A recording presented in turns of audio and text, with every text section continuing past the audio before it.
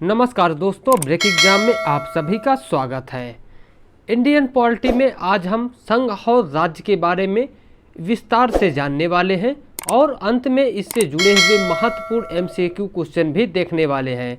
तो यह वीडियो आपके आने वाले परीक्षाओं के दृष्टिकोण से बहुत ही ज़्यादा इम्पॉर्टेंट है, क्योंकि यहाँ से आपके परीक्षाओं में सवाल पूछे जाते हैं। तो चलिए इस वीडियो शुरू करते हैं। तो यह इंडियन पॉलिटी का आज का 10वां एपिसोड होगा, क्योंकि इससे पहले हमने 9 वीडियो इसके ख़त्म कर दिए हैं जो कि चैप्टर वाइज हैं। आप उन वीडियोज़ को ज़रूर देख लीजिएगा, उसके बाद इस वीडियो को देखोगे तो आपको पूरी कहानी समझ में आएगी कि इंडियन पॉलिटी में किस प्रकार से संवैधानिक विकास शुरू हुआ था और वह धीरे धीरे कैसे भारत की आज़ादी के बाद आगे बढ़ता चला गया। तो उसी क्रम में आज हम 10वां वीडियो लेके आए हैं, जिनमें विभिन्न राज्यों के स्थापना दिवस के बारे में विस्तार से जानेंगे। तो चलिए वीडियो शुरू करते हैं। सबसे पहले नए हैं आप तो वीडियो लाइक और सब्सक्राइब जरूर कर लीजिए। भारतीय स्वतंत्रता अधिनियम 1947 के द्वारा 2 स्वतंत्र एवं पृथक प्रभुत्व वाले देश भारत तथा पाकिस्तान का निर्माण किया गया। देशी रियासतों के समक्ष 3 विकल्प प्रस्तुत किए गए। तो उस समय जब भारतीय स्वतंत्रता अधिनियम 1947 था तो उस समय 2 स्वतंत्र राष्ट्रों का निर्माण किया गया, एक तो भारत और दूसरा पाकिस्तान। उसके बाद देशी रियासतें जो बची थी भारत में, उनके समक्ष 3 विकल्प प्रस्तुत किए गए। ये 3 कौन थे कि या तो वे भारत में शामिल हो जाएं, या फिर वो पाकिस्तान में शामिल हो जाएं, या फिर वो स्वतंत्र रहें। तो ये 3 प्रकार के मत उनके सामने रखे गए, या तो वो स्वतंत्र हो जाएं, या पाकिस्तान में शामिल, या फिर पूरी तरह के स्वतंत्र रहें। उसके बाद भारतीय सीमा के अंतर्गत 552 रियासतें थी। तो जो इंडियन बॉर्डर था उसके अंतर्गत 552 देशी रियासतें थी, जिनमें से 549 भारत में शामिल हो गई, जबकि शेष 3 ये कौन थे 3 जो भारत में शामिल नहीं हुई? हैदराबाद, जूनागढ़ और कश्मीर ने भारत में शामिल होने से मना कर दिया। तो इन तीनों ने भारत में शामिल होने से पूरी तरीके से मना कर दिया। उसके बाद कालांतर में कुछ समय बाद हैदराबाद को पुलिस कार्रवाई द्वारा, जूनागढ़ को जनमत संग्रह द्वारा और कश्मीर को विलय पत्र के द्वारा भारतीय संघ में शामिल कर लिया गया। तो ये मुख्य कार्य किसके द्वारा किया गया था? सरदार वल्लभ भाई पटेल ने ये कार्य मुख्य रूप से किया था, इन सभी राज्यों को या रियासतों को भारत में शामिल करने का काम किया था। उसके बाद हम देख लेते हैं, संविधान के तहत भारतीय संघ के राज्यों क्षेत्रों को 4 भागों में वर्गीकृत किया गया था। तो जब भारत आज़ाद हुआ था तो उस समय हमारे यहाँ जो राज्य थे उनको 4 कैटेगरी में रखा गया था। पहला है भाग का में वे राज्य थे जहाँ ब्रिटिश भारत में गवर्नर का शासन था। तो भाग का में वे राज्य थे जहाँ ब्रिटिश भारत में गवर्नर का शासन था। उसके बाद भाग खा में वे राज्य विधानमंडल के साथ शाही शासन था। तो भाग खा में वे राज्य थे जहां विधानमंडल के साथ साथ शाही शासन था। उसके बाद भाग गा में कौन थे? तो ब्रिटिश भारत के मुख्य आयुक्त का शासन था यहाँ पर। तो भाग गा में ब्रिटिश भारत के मुख्य आयुक्त का शासन था। उसके बाद भाग घा आता है में अकेले अंडमान निकोबार द्वीप को रखा गया था। तो भाग घा में अंडमान निकोबार द्वीप समूह को अकेले रखा गया था। उसके बाद देख लेते हैं, अनुच्छेद के अंतर्गत 1 के अनुसार भारत अर्थात इंडिया राज्यों का संघ होगा।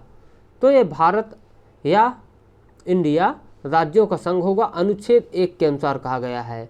अनुच्छेद 2 में भारतीय संघ में नए राज्यों के प्रवेश या स्थापना की संसद की शक्ति से संबंधित है, कि जो भारत में कोई नया राज्य आएगा या उसकी स्थापना होगी तो वो किस के तहत आएगा? तो संसद की शक्ति के तहत आएगा।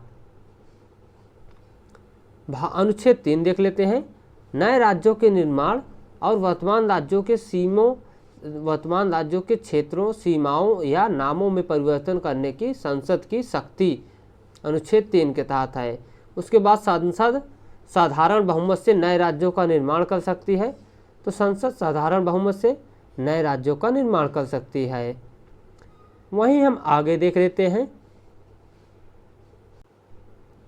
भारतीय संविधान संसद को यह अधिकार देता है कि वह नए राज्य बनाने, उसमें परिवर्तन करने, नाम बदलने या सीमा में परिवर्तन के संबंध में बिना राज्यों की अनुमति के कदम उठा सकती है। तो भारतीय संविधान संसद को यह अधिकार देता है कि वह नए राज्य बनाने, उसमें परिवर्तन करने, नाम बदलने या सीमा में परिवर्तन करने के संबंध में बिना राज्यों की अनुमति के कदम उठा सकती है। इस हेतु संविधान संशोधन को अनुच्छेद 368 के तहत संशोधन नहीं माना जाएगा। तो जो राज्यों में नया परिवर्तन करना, राज्यों का नाम बदलना या उनकी सीमा में परिवर्तन करना, ये सारे जो कदम उठाए जाते हैं यह संविधान संशोधन के तहत नहीं आते। इस पॉइंट को आप याद करिएगा। उसके बाद वर्तमान में भारतीय संघ में 28 राज्य और 8 संघ शासित प्रदेश हैं।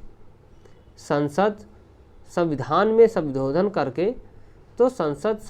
संशोधन करके किसी भारतीय भूभाग को किसी अन्य देश को सौंप सकती है। तो संसद जो होती है किसी भी भूभाग पर हस्ताक्षर करके या संशोधन करके उसको किसी अन्य देश को सौंप सकती है।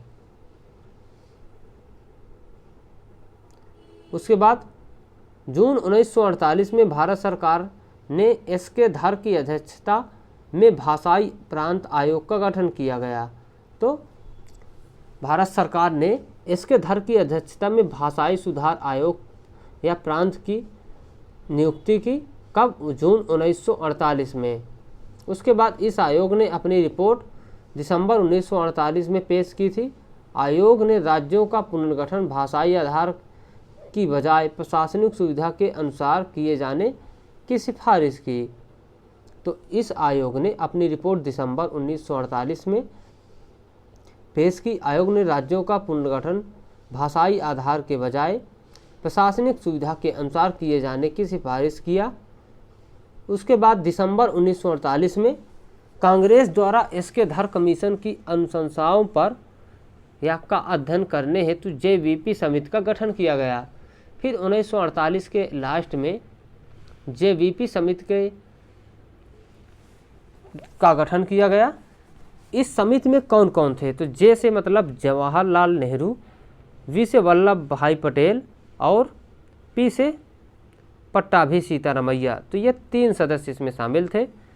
अप्रैल 1949 में प्रस्तुत अपनी रिपोर्ट में इस समिति ने औपचारिक रूप से स्वीकार किया कि राज्यों के पुनर्गठन का आधार भाषा होनी चाहिए। तो अप्रैल 1949 में प्रस्तुत अपनी रिपोर्ट में इस समिति ने औपचारिक रूप से स्वीकार किया कि राज्यों के पुनर्गठन का आधार भाषा होनी चाहिए। उसके बाद हालांकि पोट्टली श्रीरामुलु की 56 दिनों की भूख हड़ताल के बाद मृत्यु के कारण अक्टूबर 1953 में भारत सरकार को भाषा के आधार पर आंध्र प्रदेश राज्य का गठन करना पड़ा। तो 1953 में फिर आंध्र प्रदेश का गठन करना पड़ा। उसके बाद देख लेते हैं, आंध्र प्रदेश भाषा के आधार पर गठित होने वाला देश का पहला राज्य है। तो भाषा के आधार पर गठित होने वाला देश का पहला राज्य आंध्र प्रदेश। उसके बाद स्वतंत्रता के पश्चात फजल अली की अध्यक्षता में एक राज्य पुनर्गठन आयोग का गठन किया गया। ये 1953 में किया गया, याद रखिएगा। उसके बाद इस आयोग के 2 अन्य सदस्य थे, के.एम. फणिक्कर और एच.एन. तो याद रखिएगा, के.एम. फणिक्कर और एच.एन. कुंजरू। इस आयोग की कुछ अनुशंसाओं को राज्य पुनर्गठन अधिनियम 1956 में लागू कर दिया गया। तो 1956 में ही इस अधिनियम की नींव डाल दी गई। उसके बाद हम देख लेते हैं विभिन्न राज्यों का और उनके स्थापना दिवस के बारे में। तो आंध्र प्रदेश 1 अक्टूबर 1953, 1 मई 1960, दिसंबर 1963, नागालैंड 1 दिसंबर 1963।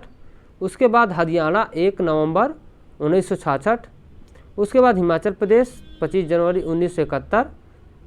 उसके बाद मेघालय 21 जनवरी और 1972। उसके बाद देख लेते हैं मणिपुर, 21 जनवरी 1972।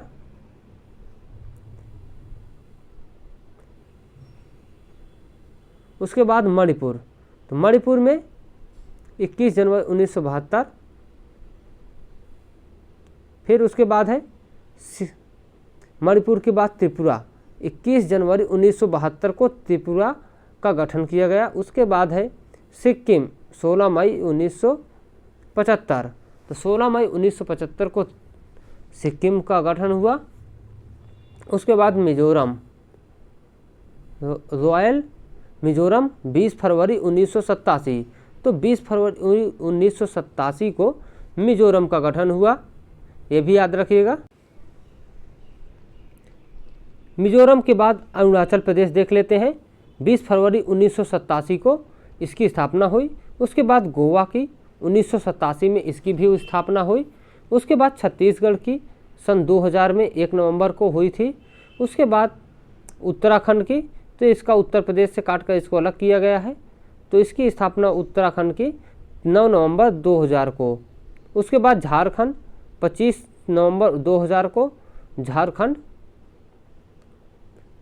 की स्थापना हुई। उसके बाद तेलंगाना 2 जून 2014 तेलंगाना की स्थापना हुई।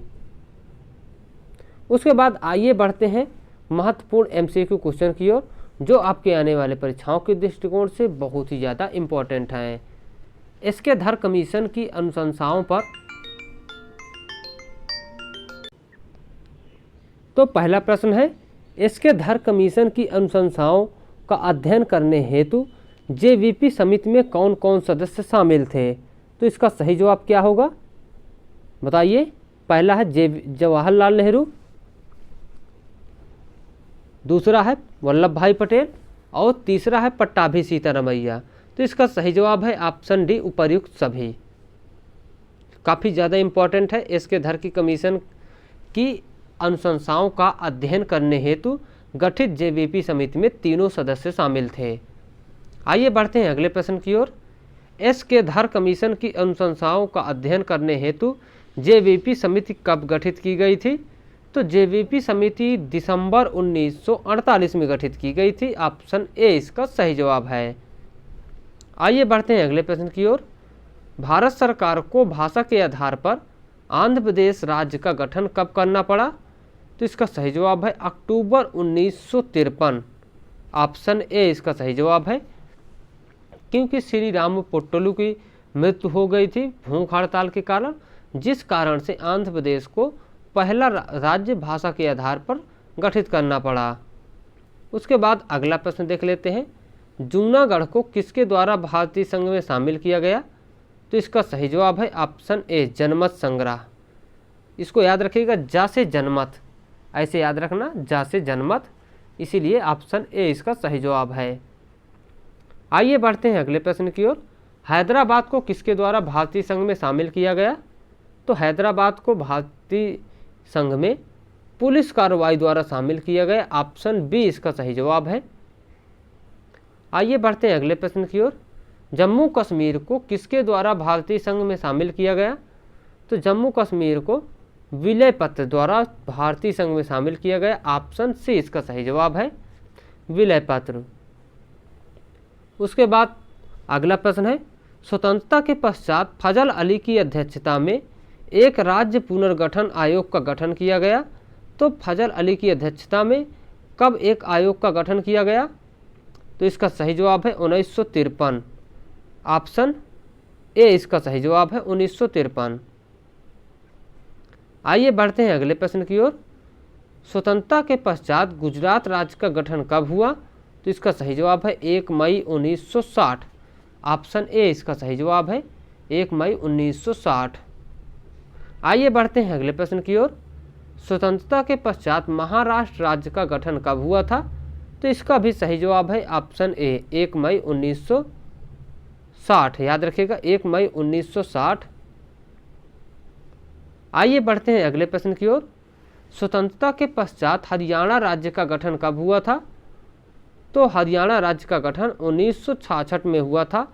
ऑप्शन बी इसका सही जवाब है, 1 नवंबर 1966। आइए बढ़ते हैं अगले प्रश्न की ओर। स्वतंत्रता के पश्चात मिजोरम राज्य का गठन कब हुआ था? तो इसका सही जवाब है ऑप्शन डी 1987। याद रखिएगा 1987 में मिजोरम राज्य का गठन हुआ था। उसके बाद अगला प्रश्न है स्वतंत्रता के पश्चात अरुणाचल प्रदेश राज्य का गठन कब हुआ था? तो इसका भी सही जवाब क्या है? Option D Arunachal Pradesh. आइए बढ़ते हैं अगले प्रश्न की ओर। स्वतंत्रता के पश्चात गोवा राज्य का गठन कब हुआ था? तो इसका भी सही जवाब है ऑप्शन डी 1987। आइए बढ़ते हैं अगले प्रश्न की ओर। स्वतंत्रता के पश्चात त्रिपुरा राज्य का गठन कब हुआ था? तो इसका सही जवाब है ऑप्शन सी 1972।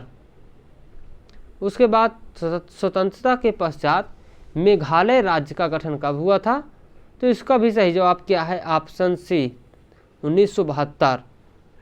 आइए बढ़ते हैं अगले प्रश्न की ओर। स्वतंत्रता के पश्चात उत्तराखंड राज्य का गठन कब हुआ था? तो उत्तराखंड राज्य का गठन हुआ था ऑप्शन ए 2000 में, और इसका गठन उत्तर प्रदेश से अलग करके एक नए प्रदेश के रूप में इसको मान्यता दी गई। चलिए बढ़ते हैं अगले प्रश्न की ओर। स्वतंत्रता के पश्चात छत्तीसगढ़ राज्य का गठन कब हुआ था? तो इसका सही जवाब है ऑप्शन सी वर्ष 2000 में। आइए बढ़ते हैं अगले प्रश्न की ओर। स्वतंत्रता के पश्चात तेलंगाना राज्य का गठन कब हुआ था? तो इसका सही जवाब है 2 जून 2014। तो चलिए दोस्तों, आज का वीडियो आपको कैसा लगा कमेंट में ज़रूर बताइएगा। यदि आपको वीडियो पसंद आया हो तो प्लीज़ हमारे चैनल को लाइक और सब्सक्राइब जरूर कर लीजिए। Thank you, bye.